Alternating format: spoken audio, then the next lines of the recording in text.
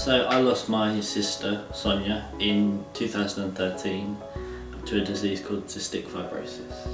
When I was 6 years old, my dad sadly suicided, and not long after my grandma got cancer, which lasted for 18 months, and she passed away when I was 8. My most significant bereavement that I've experienced was losing my dad when I was 10.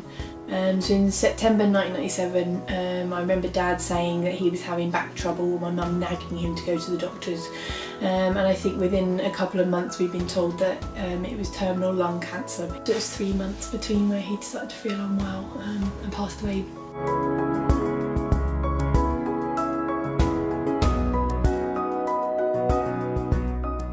I felt quite angry because she passed away in the night, so I didn't get to say bye, so that made me feel quite angry towards myself and her. I also felt quite upset because we did a lot of things together that I didn't normally do with my older brothers, my older brother and my younger brother. Well, I felt lost and I was scared and I didn't know how to talk to people. I lost my confidence and my bravery. And I remember going back to school after the Christmas holidays and feeling like I couldn't join in with my friends and do everything that they were doing because I felt like people thought I should be sad. So I found that quite difficult, and I remember my friends almost treading on eggshells around me a little bit, whereas I actually just wished they would treat me the same as they always had. So kind of lost my confidence, went into myself a little bit, I suppose. I was always extremely teary. Whenever anybody spoke to me, I would kind of well up in tears, particularly if they were saying something nice to me or they were being kind, then that would make me upset.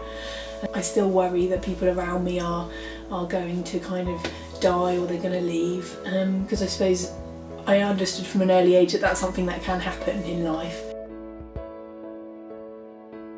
It made me feel like I wasn't alone anymore. Like I felt better about myself because I knew I wasn't the only one going through it, like including like my family, because everyone else is going through it. But it made me feel quite bad for all of them because they were also going through it. The support helped me because I got myself back. I was happy, and then they taught me that it was okay to not be okay, and that all these good and bad emotions, it was all natural. This is all what happens.